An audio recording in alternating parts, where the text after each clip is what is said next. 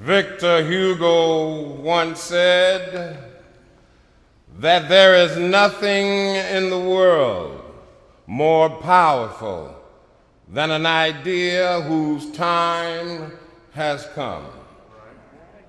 The dynamic idea whose time has come today is the quest for freedom and human dignity. Men are tired of being trampled over by the iron feet of oppression. They are tired of being plunged into the abyss of exploitation where they experience the bleaking, nagging despair. And so all over the world, formerly oppressed people are making it palpably clear that they are determined to be free. You students in North Carolina have captured this idea in a marvelous manner.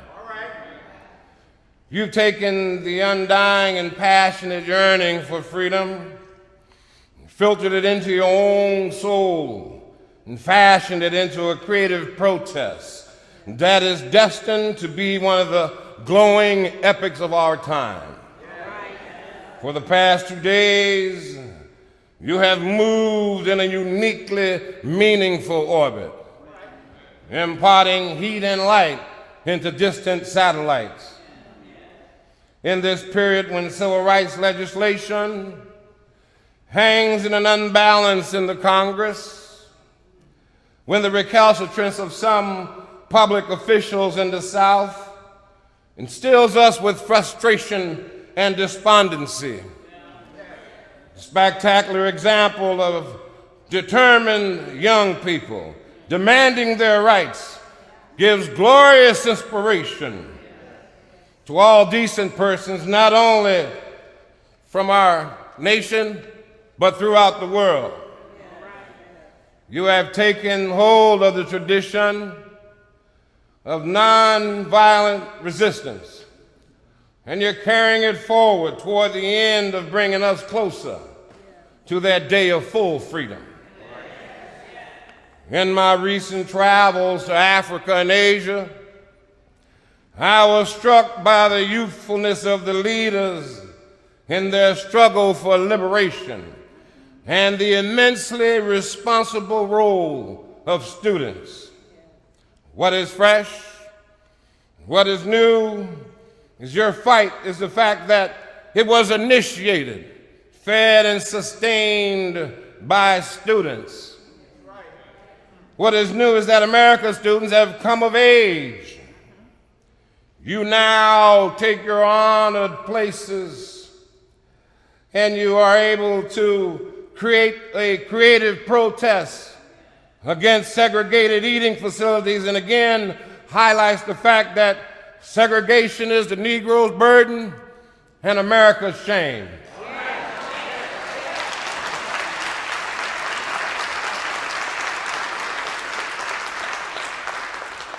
You have also given an additional death blow to the once prevalent idea that the Negro prefers segregation. You have also made it clear that we will not be satisfied with token integration.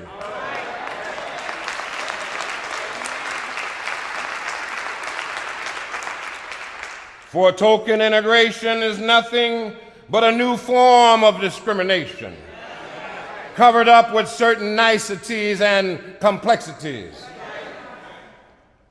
Separate eating facilities, where in public schools are concerned and public places, are inherently unequal. The underlying philosophies of segregation are diametrically opposed to democracy and Christianity. And all the dialectics and all the logicians of the world cannot make them lie down together. So I call upon all the people of goodwill in this community to support the efforts of these students. I would also call upon white people of the state to back up this marvelous protest of these students. What they are doing is significant not only for North Carolina, not only for the Negro, but for the whole of America.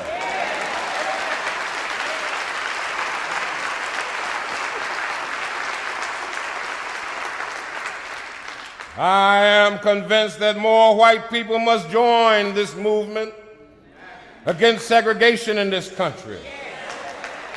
The tensions in race relations in the United States today are not tensions between black and white people. They are tensions between justice and injustice. They are tensions between light and darkness. If there is a victory, it will not be a victory for just 17 million Negroes. It will be a victory for justice, democracy, and freedom.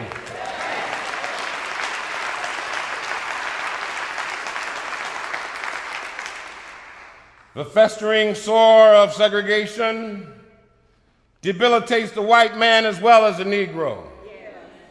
So long as America is burdened down with the ugly weight of segregation, she cannot expect to have the respect of the people of the world.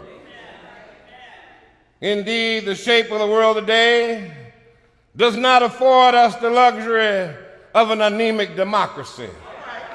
America must either achieve racial justice or face the ultimate social psychosis, which can lead to domestic suicide.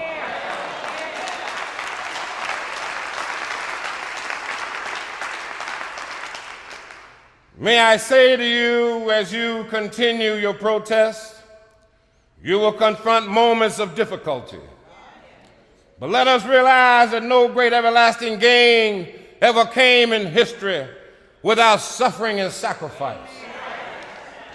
I prayed much over our Southern situation, and I've come to the conclusion that we are in for a season of suffering. Now I pray that, recognizing the necessity of suffering, that the Negro will make of it a virtue. To suffer in a righteous cause is to grow our humanity's full stature. If only to save ourselves from bitterness, we need the vision to see the ordeals of this generation as an opportunity to transfigure ourselves and American society.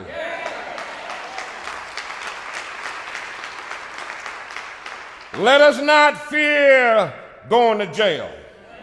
If the official threatens to arrest us for standing up for our rights, we must answer by saying that we are willing and prepared to fill up the jails of the South.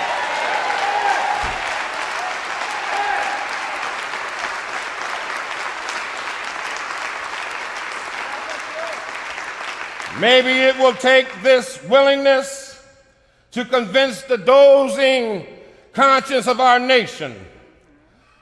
May I also urge you to continue to struggle on the highest level of dignity. You have rightfully chosen to follow a path of nonviolence. As we protest, our ultimate aim is not to defeat or humiliate the white man, but to win his friendship and understanding. We have a moral obligation to remind him that segregation is wrong. Let us protest with the ultimate aim of being reconciled with our white brothers. As we sit down quietly to request a cup of coffee, let us not forget to drink from that invisible cup of love,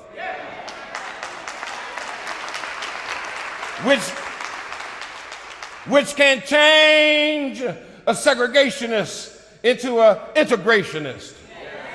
Let us keep our eyes on the end we seek, but let us never forget the significance of proper means. There is a success of history and the success of eternity. Right methods to achieve a right objective is itself a coming together of history and eternity. And where one uses right methods, there is, even obscured in history, a spiritual victory. Yes. Let us avoid not only external physical violence, but also internal violence of the spirit. Yes. We can build an empire depending upon love. And in that way, we will be able to not only teach ourselves something, but we will be able to also teach others something. Yes. The choice is no longer between violence and nonviolence. It is between violence and non-existence. All the darkness of the world cannot obscure a single candlelight. So I would urge you to continue your just struggle until the people with whom you trade respect your person just as much as they respect your dollar.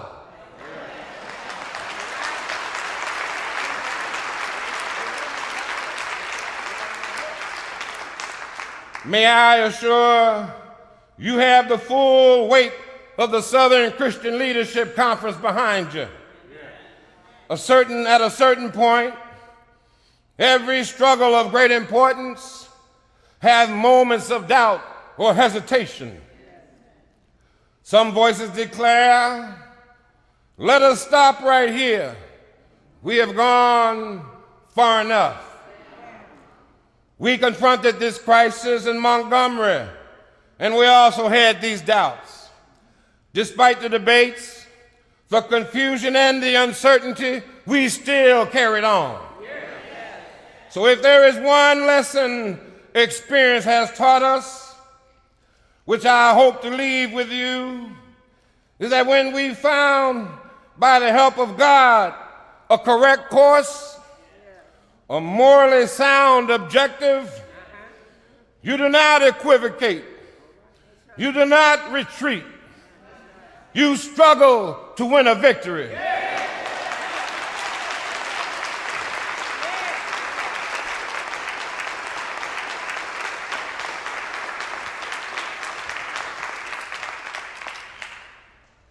Let nobody stop you. You are doing something that will ultimately save the soul of America. If you continue to struggle, there will be a new day in America. Because we are not rebel rousers. We are not dangerous agitators. Nor do we seek political dominance. Black supremacy is just as bad as white supremacy. But freedom is necessary for one's own selfhood and for one's own intrinsic worth. So let us say to the white people, we're not going to take bombs into your communities. We're not going to do anything to destroy you physically. We will not turn to some foreign ideology, and we will not allow communism to invade our ranks. We've been loyal to America, and now we want to be free.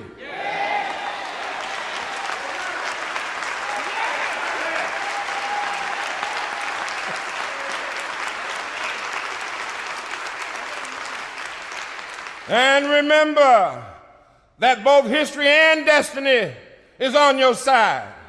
All the stars in their course are supporting you. Go out with the attitude that God is with us and we have a cosmic companionship. And one day, historians in this era might be able to say, there lived a great people, of black people, who injected a new meaning into civilization.